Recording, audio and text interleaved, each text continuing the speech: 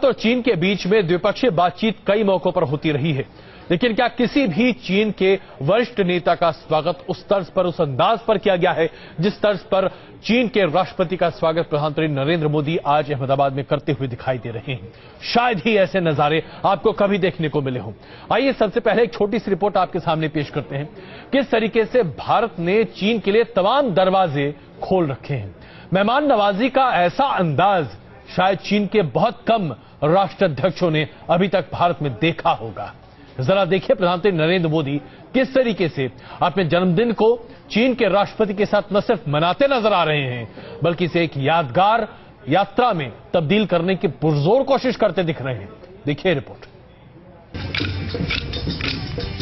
भारत चीन के रिश्तों में कभी इस तरह की पींगे भी बढ़ाई जाएंगी, इसकी कुछ सालों पहले तक शायद ही किसी ने कल्पना की हो।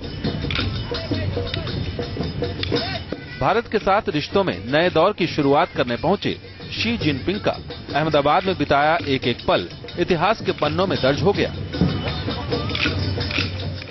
अब तक दूसरे देशों के मेहमान बनते रहे मोदी ने शी जिनपिंग की खातिरदारी से पूरी दुनिया को आश्चर्यचकित कर दिया। अहमदाबाद में जिनपिंग के साथ साए की तरह साथ रहे मोदी ने बता दिया कि वो बेहतरीन मेहमान के साथ ही एक शानदार मेजबान भी हैं।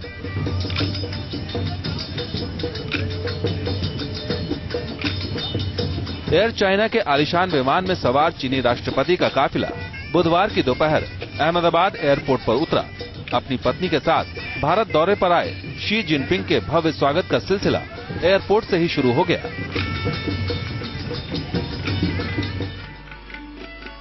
अब बारी थी मोदी की। प्रधानमंत्री अपने मेहमान का इंतजार होटल हयात में पलक पावड़े बिछाए कर रहे थे। मोदी जिनपिंग से मुलाकात को लेकर कितने उत्साहित थे, इसका अंदाजा इसी बात से लगाया जा सकता है कि जिनपिंग दंपति को रिसीव करने के लिए मोदी कुछ मिनट पहले अपने कमरे से बाहर आकर मेहमानों का इंतजार करने लगे। मोदी और जिनपिंग की मुलाकात की गर्मजोशी बता रही थी कि दोनों देश अपने रिश्तों पर जमी बर्फ को पिघलाकर नया इतिहास रचने के ख्वाहिशमंद हैं।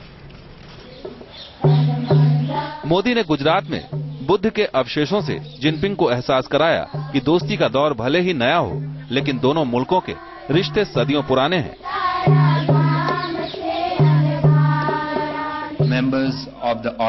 बातचीत हुई, अरबों के करार हुए और इसके बाद चीन के राष्ट्रपति ने वो रास्ता चुना जो माओ से बिल्कुल जुदा था।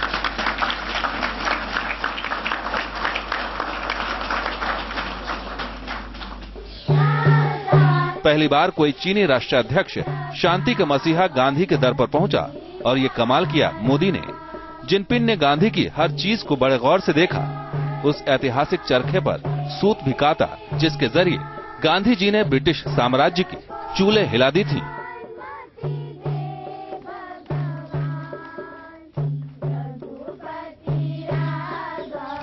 शी जिनपिंग के भारत दौरे की शुरुआत यादगार रही है। उम्मीद है कि इस दौरे का अंत भी ऐतिहासिक दोस्ती की शुरुआत के साथ होगा। विजय त्रिवेदी के साथ पूरब पटेल, न्यूज नेशन, अहमदाबाद। लगातार हम आपको तस्वीरें दिखा रहे हैं किस तरीके से चीन के राष्ट्रपति जिनपिंग की स्वागत में हर तरह की हर मुमकिन कोशिश की जा रही है और ऐसा लग रहा है कि दोनों देशों के नेताओं के बीच में एक बड़ी अच्छी केमिस्ट्री भी बनती हुई दिखाई दे रही है। लेकिन इसके साथ साथ जो अहमदाबाद में हो रहा है और जो सीमा पर हो रहा है चीन के, वो अपने आप में दो अलग कहानी बनती हुई दिखाई दे रही है। आइए हम बात करते हैं। हमारे साथ भारतीय जनता पार्टी से नल कोहली जी मौजूद हैं, मीम अफजल साहब कांग्रेस से इस वक्त हमारे साथ मौजूद हैं और राजीव डोगरा जी पूर्व राजनयिक इस वक्त हमारे साथ मौजूद हैं। आप तीनों से हम बातचीत शुरू करें उससे पहले एक छोटी रिपोर्ट अपने दर्शकों के लिए। हम यहां पर देख रहे हैं कि कैसे चीन के राष्ट्रपति का पुरजोर स्वागत किया जा रहा है, लेकिन सीमा पर भारत और चीन की सेनाएं कुछ एक मौके पर आमने सामने आती हुई दिखाई दे रही हैं। इतना ही नहीं, अगर हम बात करें साउथ चाइना सी की, वहां पर भी भारत और वियतनाम के बीच में हुए समझौते पर, खास करके वहां पर ऑयल और गैस एक्सप्लोरेशन को लेकर चीन आपत्ति सीधे तौर पर उठाता दिखाई दे रहा है। दरअसल ये किस तरह की राजनीति है, इसी पर हम चर्चा करना चाहते हैं। पहले रिपोर्ट देखिए।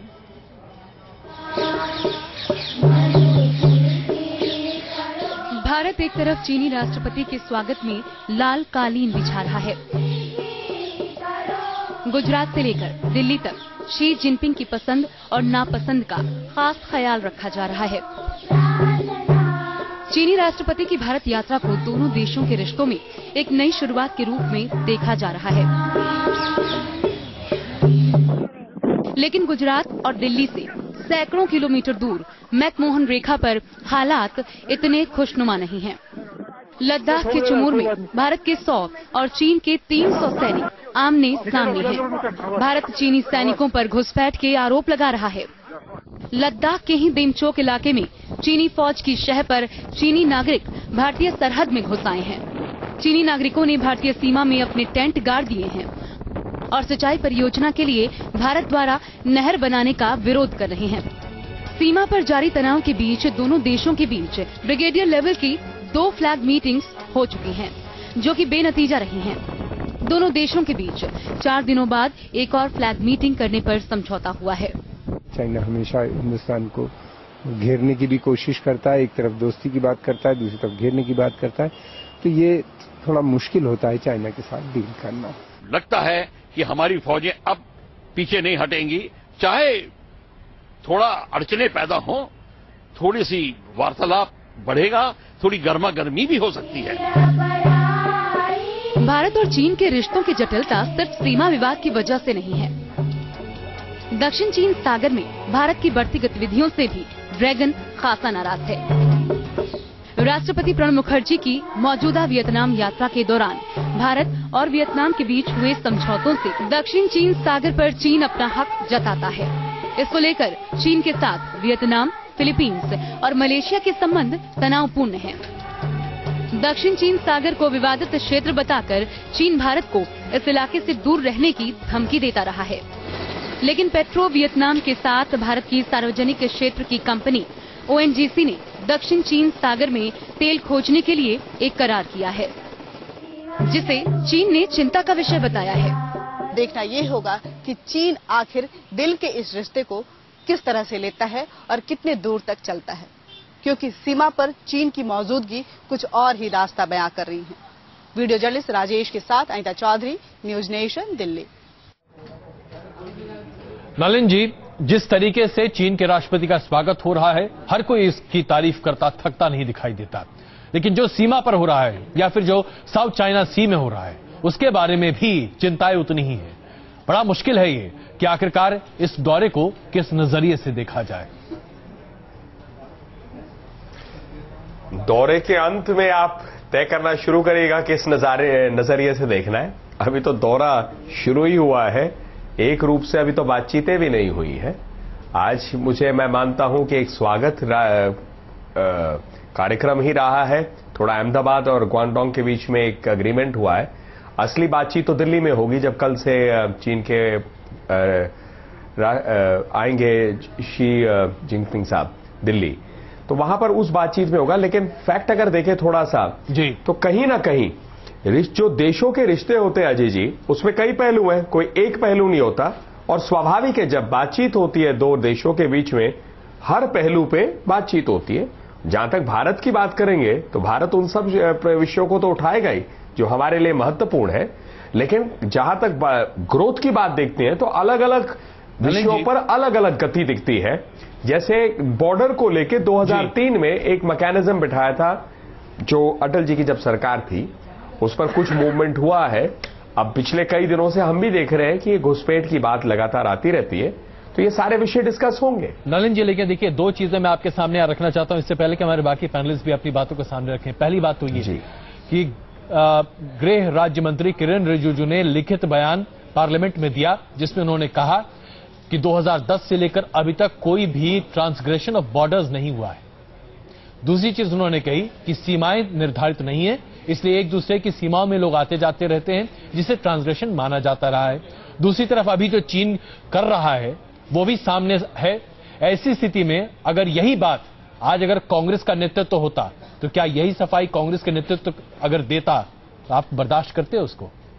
आप कहते नहीं कि भाई ये किस तरह की बातचीत है? हाँ अजय जी, सवाल आपका सही है। थोड़ा टाइमिंग को लेकर मैं बात बताना चाहूंगा। हमारे प्रश्न ज्यादा जो है कांग्रेस के 10 साल के कार्यकाल खत्म होने के करीब में ये प्रश्न ज्यादा तीखे हुए, क्योंकि और इसको भी देखना पड़ेगा, 10 साल एक लंबा समय होता है। हमारे आप 120 दिन के कार्यकाल के अंदर में वही सवाल के जवाब पूछ रहे हैं। स्वाभाविक है बहुत चीजें इस देश में नहीं हुई, इसीलिए तो सरकार का परिवर्तन हुआ।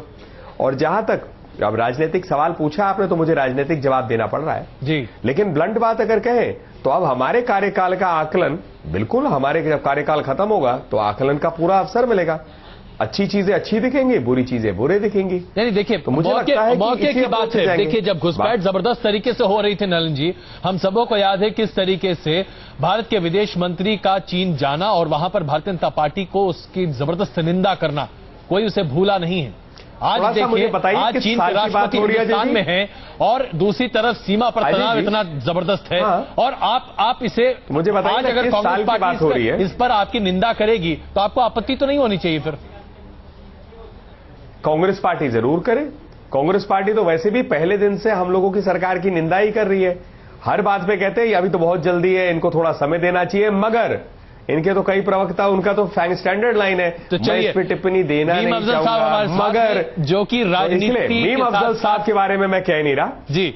नहीं देखिए, मीम अफजल हमारे साथ कई प्रवक्ता राजनीति के साथ डिप्लोमेसी में भी माहिर हैं वो मीम अफजल साहब। हाँ, मैं इसको इसलिए कहूंगा क्योंकि हम लोग यहाँ पर एक सार्थक चर्चा भी कर सकते हैं। बिल्कुल, इसीलिए मैं इस मुद्दे को उठाना चाह रहा हूँ कि आज अगर यही परिस्थिति है, आज यही परिस्थिति अगर कांग्रेस की यूपीए सरकार के सामने होती, जहां तक भारतीय जनता पार्टी का क्या यही स्वर होता? चाहे अफजल साहब होंगे, चाहे नलिन कोहली होंगे जी, यात्रा के शुरू में, यात्रा के अंत में क्या होना चाहिए, उस पर जब वो देश के राष्ट्रपति आ चुके हैं, मुझे लगता है निष्कर्ष ना वो निकाल पाएंगे ना हम। चलिए मीम साहब।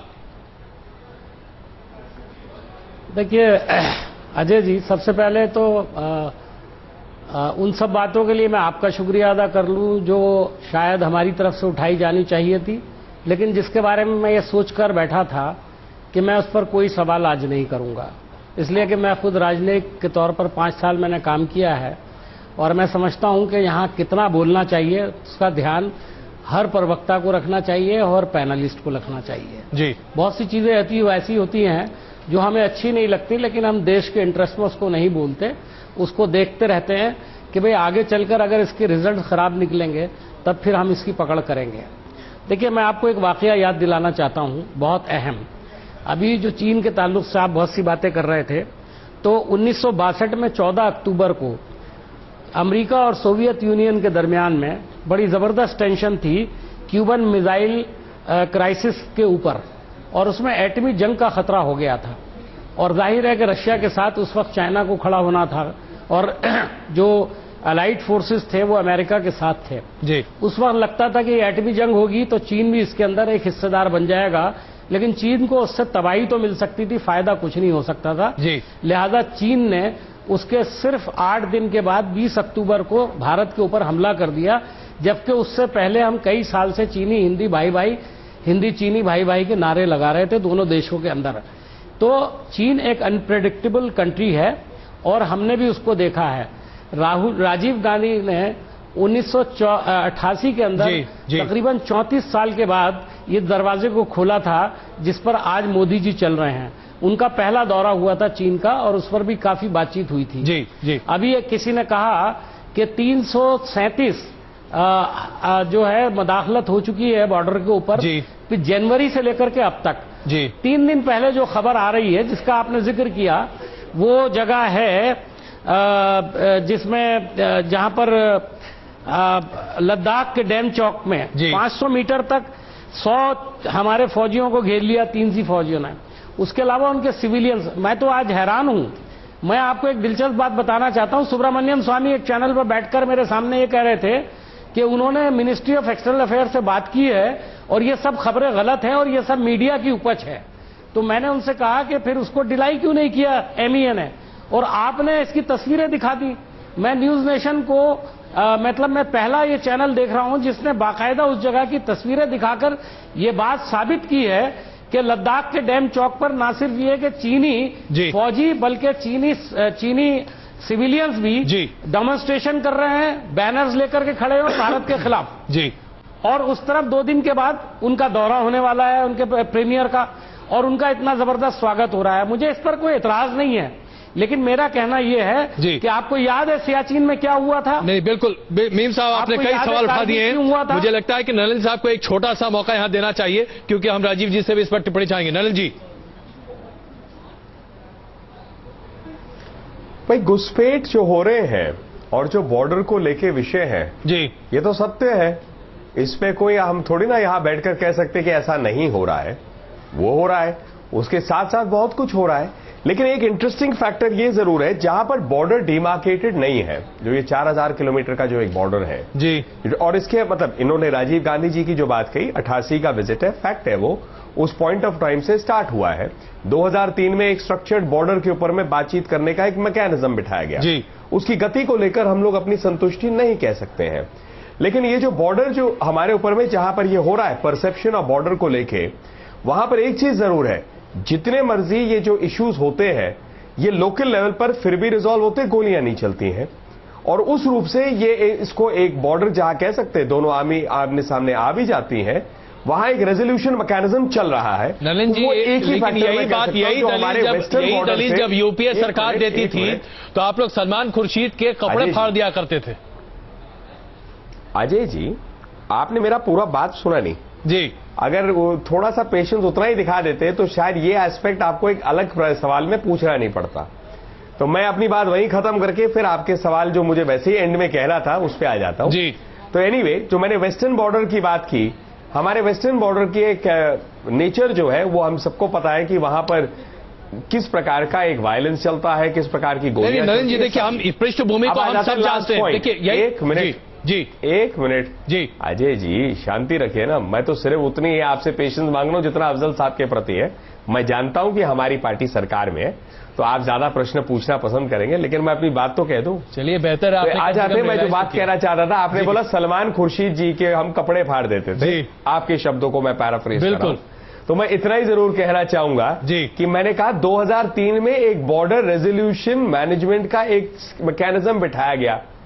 10 साल एक लंबा समय होता है, 2004 से 2014, तो 10 साल में तो हमने ना केवल इस पर, हमने महंगाई पर भी आप ही के फ्रेज को पैराफ्रेज करते कपड़े फाड़ना पसंद किया, आप ही के करप्शन पे इस पर करना शुरू किया। तो हमने जो विषय जो फेलियर हुए उस पर बात की। अब हमारी सरकार आई है तो आप हमारे 5 साल बाद आप ही के मैं पैराफ्रेज करते हुए तय कर लीजिएगा कि कपड़ों में हमें बंदगला सिलवाने के लायक रुख मोड़ना आपके हाथ में। राजीव जी, मुद्दा आज ये है कि जाहिर सी बात है, चीन के साथ हमें एंगेज करना चाहिए, हमें उनके साथ मिलकर आगे बढ़ना चाहिए, लेकिन जिस तरीके से सीमा विवाद लगातार पनपता और बढ़ता चला जा रहा है, इसमें वाजिब रुख क्या हो सकता है, कैसे इसे बैलेंस किया जाए?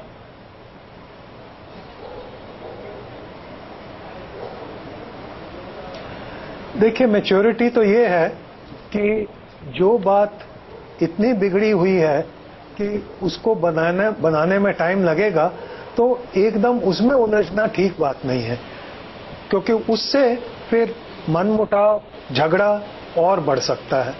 तो मैं जो आज अहमदाबाद में हुआ उसके ऊपर आना चाहता हूं कि दोनों लीडर्स ने अपनी अपने स्टाइल में एक ऐसा प्रयत्न किया है कि जो पॉजिटिव्स हैं जी उनको आगे बढ़ाया जाए। देखिए, चीनी प्रेसिडेंट जो हैं वो काफी लंबा सफर करके कुछ घंटों का आए और सीधा ही जो भी उनके लिए प्रोग्राम था जी उसमें वो लग गए और साथ में बातचीत में लग गए।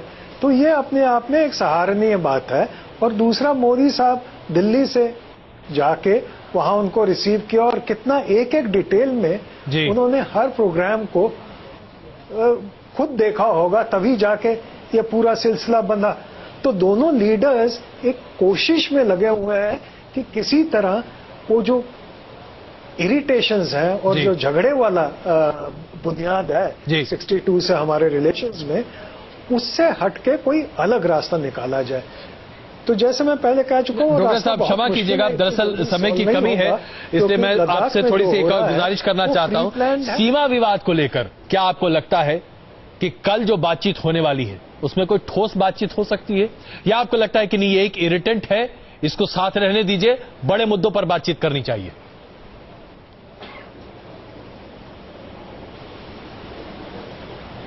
नहीं, सबसे बड़ा मुद्दा तो यही है और इस पर बातचीत होनी चाहिए।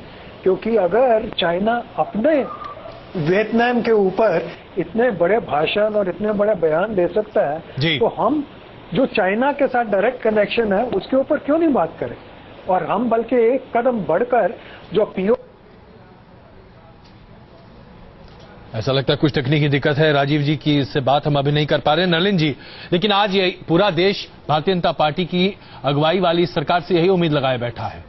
क्या वाकई में हम उम्मीद कर सकते हैं कि कल जो साझा बयान जारी किया जाना है जिसमें कई बातों का जिक्र भी होगा, क्या सीमा विवाद पर भारत सरकार का ठोस और करारा रवैया दिखाई देगा? मैं ये तो गारंटी से कह सकता हूं, और शायद अफजल साहब भी इसको स्वीकारेंगे, कि वो बयान ना मैं ना वो ना आप लिखने वाले हैं, भारत सरकार और चीन के सरकार के जो रिप्रेजेंटेटिव है वो लिखेंगे।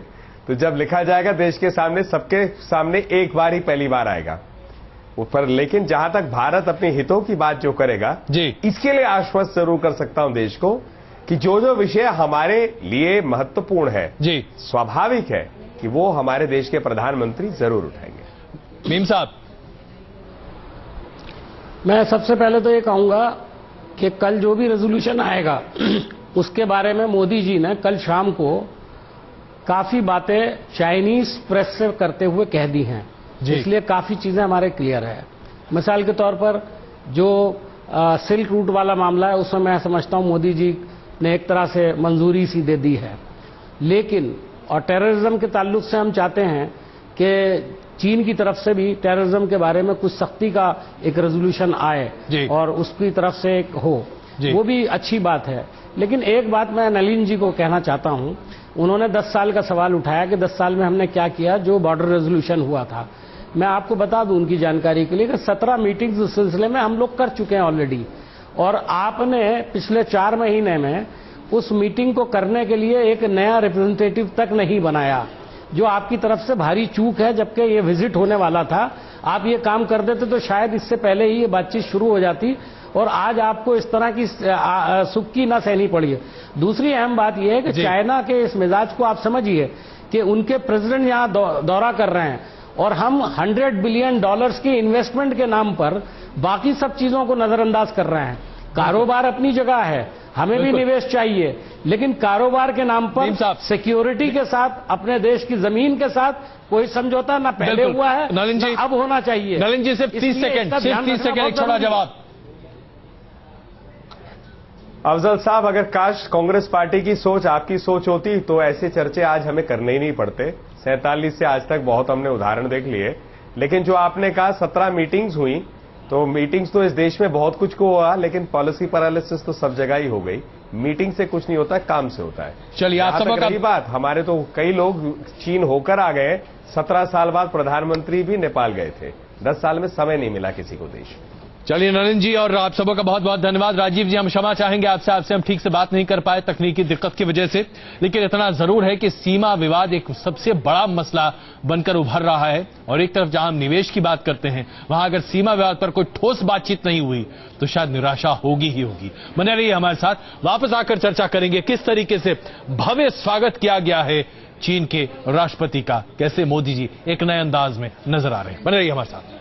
चाहे किसी के यहाँ मेहमान बनकर जाना हो या फिर किसी के मेहमान नवाजी करनी हो, मोदी का हर अंदाज अलग और अपने आप में जुदा होता है।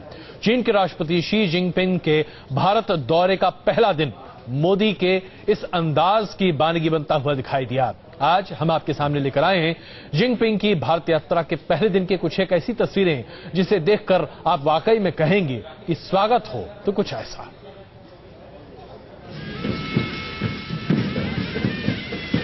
कल कल बहती साबरमती नदी और उसके तीरे बैठे एशिया के 2 ताकतवर नेता।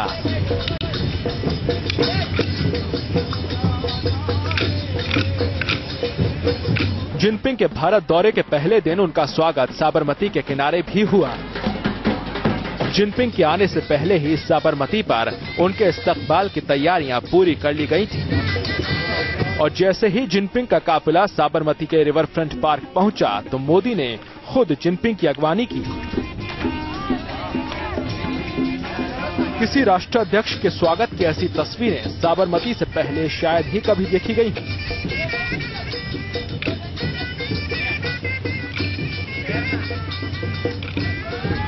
जिनपिंग और मोदी एक झूले पर झूलते हुए अपनी मुलाकात को नए आयामों तक पहुंचा रहे थे। मोदी अपने पांव से झूले को डुलाते और जिनपिंग उतनी ही तन्मयता से मोदी की बातें सुनते।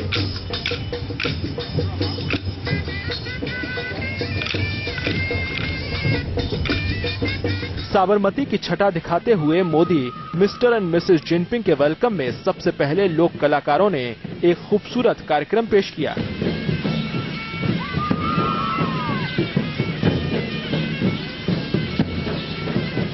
रंग बिरंगे कपड़े पहने लोक कलाकार नाच रहे थे और चीनी राष्ट्रपति इस सुरों से भरी शाम में मानो डूब गए थे।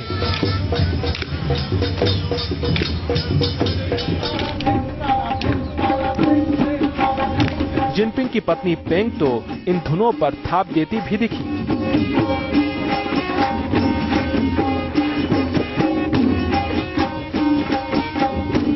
एक कलाकार ने तो मिसेस जिनपिंग से उनके साथ नाचने की दरख्वास्त भी की। जिनपिंग की पत्नी पेंग पर तो मेहमान नवाजी का ये खुमार ऐसा चढ़ा कि वो सब कुछ भूलकर साबरमती किनारे बहते संगीत की धुन में लीन हो गईं।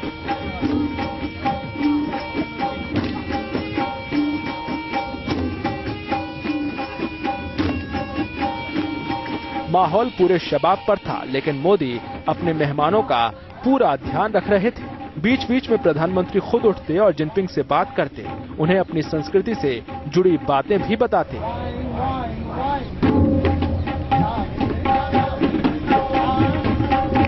दो महाशक्तियों के इस अद्भुत मिलन की ये तस्वीरें हर पल एक नई कहानी बयां कर रही थी। मोदी मानो चीन के सामने हिंदुस्तान की मेहमान नवाजी की महान परंपरा की तस्वीरें पेश करना चाहते थे। जिनपिंग को साथ लेकर मोदी साबरमती के किनारे चहलकदमी पर भी निकले और मोदी ने जिनपिंग को ये भी दिखाया कि किस तरह से दूषित हो चुकी साबरमती नदी को गंदगी से मुक्त कर दिया गया। बीच बीच में मोदी जिनपिंग को लोक कलाकारों के बीच भी ले जाते, उन्हें नृत्य कलाओं के बारे में बताते और जिनपिंग मंत्रमुग्ध होकर मोदी की बातों को सुनते दिखे। मोदी और जिनपिंग की मुलाकात का पहला दिन तो एक ब्लॉकबस्टर फिल्म की तरह रहा, जिसका हर सीन एक नई और अद्भुत तस्वीर सामने लेकर आया। रिवर फ्रंट पर प्रधानमंत्री के साथ जिनपिंग आए तो उनको गरबा दिखाया गया। जिनपिंग ने गरबा खेलने की भी कोशिश की और झूले भी झूले और गुजराती खाना भी खाया।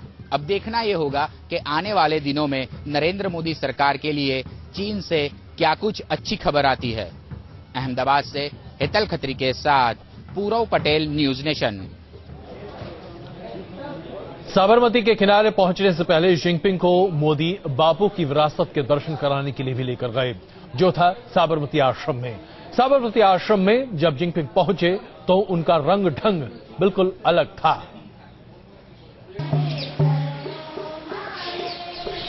आपके सामने हैं जिनपिंग की भारत यात्रा के पहले दिन की दो तस्वीरें।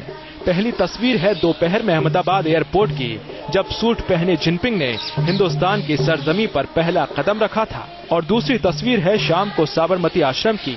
कुछ ही घंटों के बीच जिनपिंग बदले बदले दिखे। चेहरे की थकान गायब थी और सूट बूट की जगह ले ली थी नेहरू जैकेट जैसे दिखने वाली एक पोशाक ने। ऐसा पहली बार हुआ था जब भारत यात्रा पर आए किसी विदेशी राष्ट्राध्यक्ष ने भारतीय वेशभूषा जैसी पोशाक पहनी हो।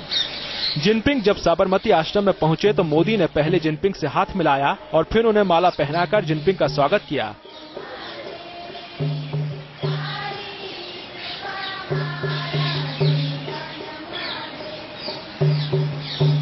मोदी के साथ ही गुजरात की मुख्यमंत्री आनंदीबेन पटेल ने भी जिनपिंग का स्वागत किया। स्वागत के बाद लाल कालीन पर टहलते हुए मोदी के साथ जिनपिंग साबरमती आश्रम की इमारत की तरफ बढ़े।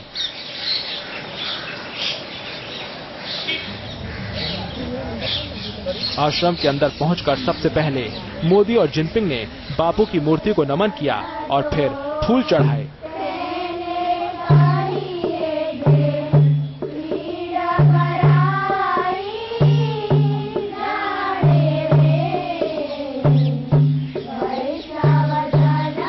हर कदम पर मोदी जिनपिंग के साथ चले और उन्हें बापू और साबरमती आश्रम से जुड़ी बातें सुनाते रहे।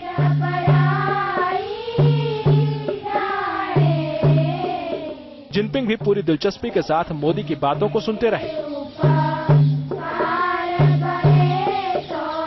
इसी के बाद सामने आई सबसे दिलचस्प तस्वीर। टहलते टहलते जिनपिंग और मोदी साबरमती आश्रम के प्रांगण में पहुंचे, जहां जिनपिंग ने पहले बापू की तस्वीर पर माला चढ़ाई।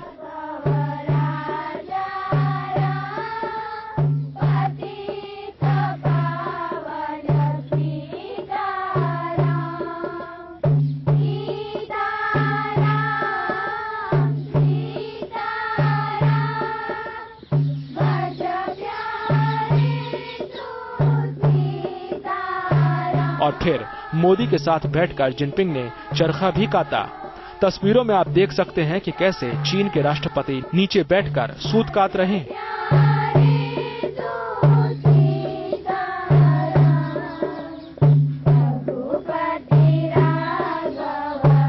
चरखा चलाने के बाद मोदी जिनपिंग को साबरमती आश्रम के अंदर ले गए, जहां उन्होंने बापू की यादों से जुड़ी चीजें जिनपिंग को दिखाई।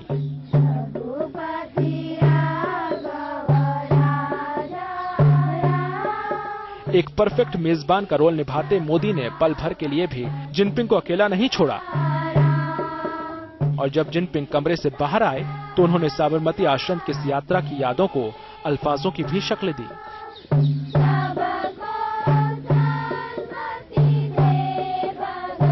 साबरमती से निकलने से पहले मोदी ने जिनपिंग को यादों को सहेजने के लिए तोहफे भी दिए, जिसमें साबरमती आश्रम की एक तस्वीर और कुछ किताबें भी थीं।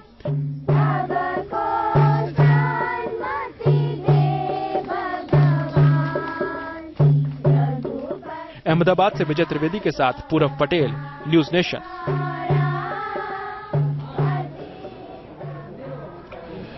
जिस तरीके से चीन के राष्ट्रपति का स्वागत किया जा रहा है, उसके साथ साथ एक और महत्वपूर्ण बात निकल कर आ रही है। अपनी जिंदगी के हर लम्हे को गीता के फलसफे पर आधारित करने वाले प्रधानमंत्री नरेंद्र मोदी जब भी अपने किसी अच्छे राष्ट्राध्यक्ष से मिलते हैं या दोस्त से मिलते दिखाई देते हैं तो गीता पेश करते हैं। इस मौके पर भी उन्होंने गीता पेश की है। आइए आपको दिखाते हैं दो तस्वीरें, किस तरीके से राष्ट्रपति जिनपिंग को नरेंद्र मोदी ने गीता का एक पूरा सेट भेंट किया। और इतना ही नहीं, जब नरेंद्र मोदी पहुंचे थे जापान, वहां पर भी अपनी जापान यात्रा के दौरान जापान के सम्राट अकिहितो को उन्होंने जापानी भाषा में अनुवादित गीता भेंट की थी। आप देख सकते हैं किस तरीके से नरेंद्र मोदी जो जीवन का फलसफा है और जिसे आप कह सकते हैं कि एक सबसे बड़ी देन मानी जाती है हिंदुस्तान की, जहां जीवन के फलसफे को इतनी सरलता से गीता में प्रदर्शित किया गया है, उस गीता को कैसे वो अनुसरित करते हैं उसके आधार पर राष्ट्राध्यक्षों को गीता का भेंट देना, ये अपने आप में एक अनोखा तोहफा ही नहीं बल्कि भारतीय संस्कृति को या उसकी पुरानी पहचान को फिर से पुनर्जीवित करने से कम नहीं है।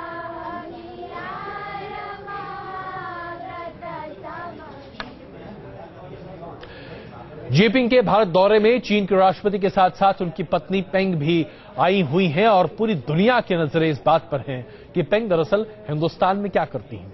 क्या आप जानते हैं कि चीन की फर्स्ट लेडी अपने देश में एक फैशन आइकन है? और इतना ही नहीं, उनके हुनर कई और भी हैं। शादी से पहले दरअसल वो राष्ट्रपति शी जिनपिंग से कहीं ज्यादा लोकप्रिय थी। देखिए उनके बारे में कुछ अनछुए पहलू।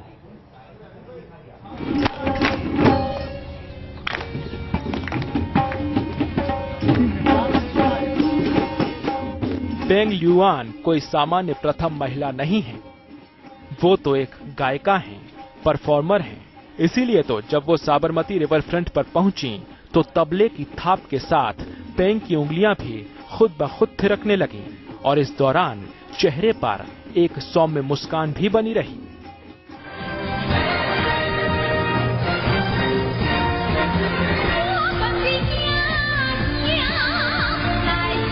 दरअसल पेंग का शुमार चीन की सबसे लोकप्रिय गायिकाओं में रहा है।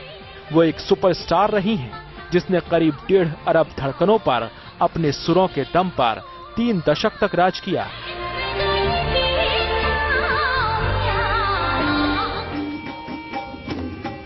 कहा यह भी जा सकता है कि जब आज के चीनी राष्ट्रपति शी जिनपिंग का राजनीतिक सफर कहीं पहुंचा भी नहीं था, तब भी पेंग चीन की मशहूर लोक गायिका के तौर पर हर हिस्से में पहचानी जाती थीं।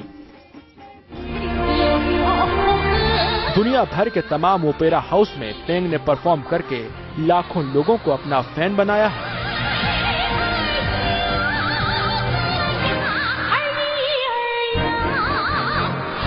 पेंग चीन की सेना पीपल्स लिबरेशन आर्मी में सबसे कम उम्र में मेजर जनरल बनने वाली पहली नागरिक हैं।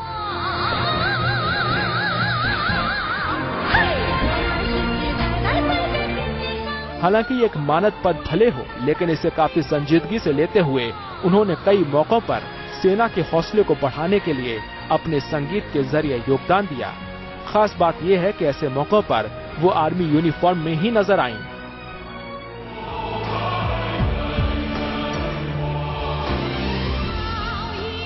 पेंग संगीत और गायकी के लिए चीनी म्यूजिक इंडस्ट्री के कई अवार्ड्स को अपनी झोली में डाल चुकी हैं। गाने के तमाम अवार्ड्स जीत चुकी पेंग ने पारंपरिक संगीत में मास्टर डिग्री हासिल की है। हालांकि संगीत की दुनिया में उनका ये सफर इतना आसान नहीं रहा। साल 1962 में पेंग का जन्म एक गरीब परिवार में हुआ था, लेकिन गरीबी से निकलकर पेंग अपनी मेहनत, लगन और संगीत के लिए अपने बेशुमार प्यार की बदौलत कम वक्त में ही चीन की मशहूर गायिका बन गईं।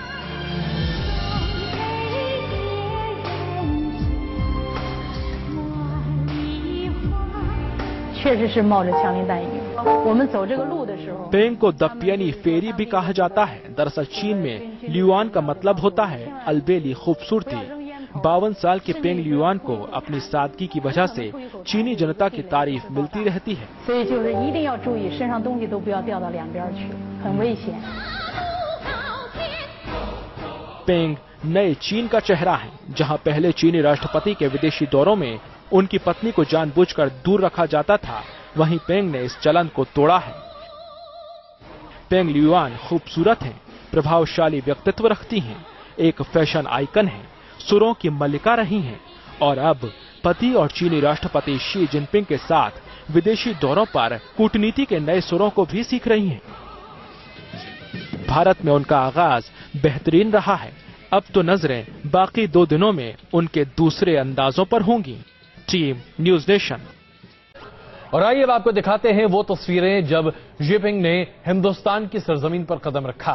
एयरपोर्ट पर जिनपिंग का जिस तरीके से स्वागत किया गया, गार्ड ऑफ ऑनर दिया गया। एयरपोर्ट पर जिनपिंग की अगवानी गुजरात के मुख्यमंत्री आनंदीबेन पटेल ने की और उसके साथ साथ जो सांस्कृतिक कार्यक्रम वहां एयरपोर्ट पर ही हो रहा था, अजूबा था वो।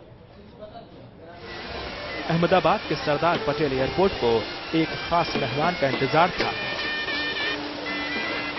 लाल कालीन बिछाया जा चुका था। मुख्यमंत्री आनंदीबेन पटेल भी अगवानी के लिए पहुंच चुकी थी। गुजराती पारंपरिक वेशभूषा में कुछ लड़कियां भी स्वागत के लिए तैयार थी और तभी दिखा वो नजारा जिसके लिए सब लोग इकट्ठा हुए थे। एयर चाइना का विमान राष्ट्रपति शी जिनपिंग को लेकर लैंड कर चुका था।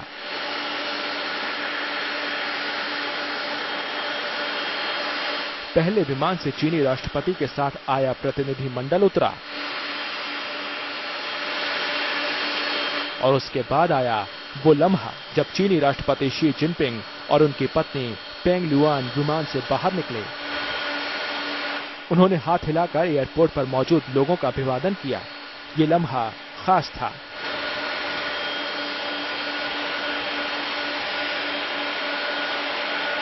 क्योंकि पहली बार ऐसा हुआ है कि कोई राष्ट्राध्यक्ष सीधे अहमदाबाद की जमीन पर उतरा हो।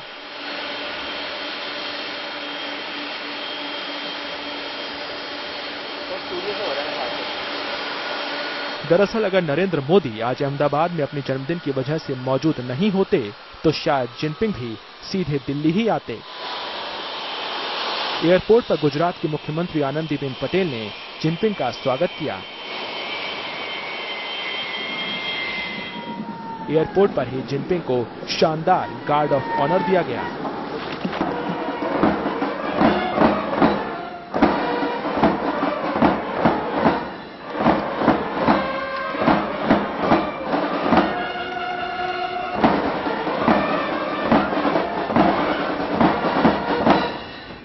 एयरपोर्ट पर गुजरात सरकार ने जिनपिंग और उनकी पत्नी के स्वागत में एक बड़ा होर्डिंग लगाया, जिसमें चीनी भाषा में भी दोनों को वेलकम किया गया। जिनपिंग के स्वागत का सिलसिला यहीं नहीं रुका। एयरपोर्ट के बाहर भी जिनपिंग के स्वागत में ढोल नगाड़ों से लेकर मजीरे तक सब बज उठे।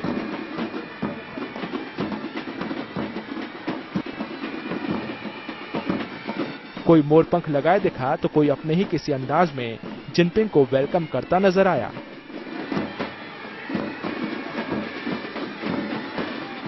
चीनी राष्ट्रपति को हिंदुस्तान में 3 दिन गुजारने हैं और इस दौरान सबकी निगाहें भारत और चीन के बीच होने वाले कुछ अहम मसलों के समाधान पर हैं, तो भारी भरकम व्यापार और निवेश पर भी। Team news nation.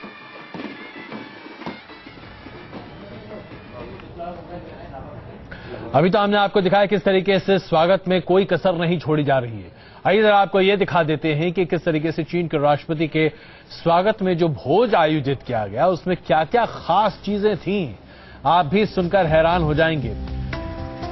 राजवाड़ी छाछ, ललोड़ खमण, सैंडविच, ढोकला, ये तमाम चीजें नाश्ते में थीं। इसके साथ साथ और भी चीजें, तिल वाली खांडवी, सेव खानी, खस्ता कचौड़ी। अब जाहिर सी बात है चीन के राष्ट्रपति कैसे खस्ता कचौड़ी खा रहे होंगे, ये हम सब इसे अंदाजा ही लगा सकते हैं। इसके अलावा और भी आपको तथ्य बता दें, मेथी की सब्जी, गुजराती दाल, हाफ उडियू, ये तमाम ऐसे शब्द हैं जो शायद हम तमाम उत्तर भारत के लोग इसे बेहतर न समझ पाए, लेकिन फिर भी ये जबरदस्त खाने की चीजें हैं जो कि चीन के राष्ट्रपति उसका मजा उठा चुके हैं। भिंडी सरबया, आलू रसीला, चावल, ये सब मेन कोर्स की बातें हम आपके सामने पेश कर रहे हैं। मेन कोर्स में क्या क्या था, बादशाही खिचड़ी, गुजराती कढ़ी, चपाती यानी कि रोटी उसके साथ साथ। तो ये तमाम चीजें हैं जो कि चीन के राष्ट्रपति के सामने आज परोसी गई हैं और ऐसा व्यंजन शायद उन्होंने अभी तक कभी खाया नहीं होगा। मेथी का थेपला, भाकरी, कुचुम्बर सैलड यानी कि बहुत छोटी छोटी टुकड़ों में काटा हुआ सलाद, ठंडा दूध, मैंगो श्रीखंड यानी आम का श्रीखंड और गरम गरम हलवा। अब इसके बाद भाई साहब कुछ बचता भी है क्या? ताजे फल और गेहूं के लड्डू। तो ये तमाम चीजें आज परोसी गई हैं चीन के राष्ट्रपति के सामने। अब इसके साथ साथ कुछ अहम सवाल हैं जिसका जवाब भी भारत सरकार उनसे जरूर लेना चाहेगी। हम रुक रहे हैं यहां पर कुछ देर के लिए, बने रहिए हमारे साथ। न्यूज नेशन पर खबरें अभी बाकी हैं।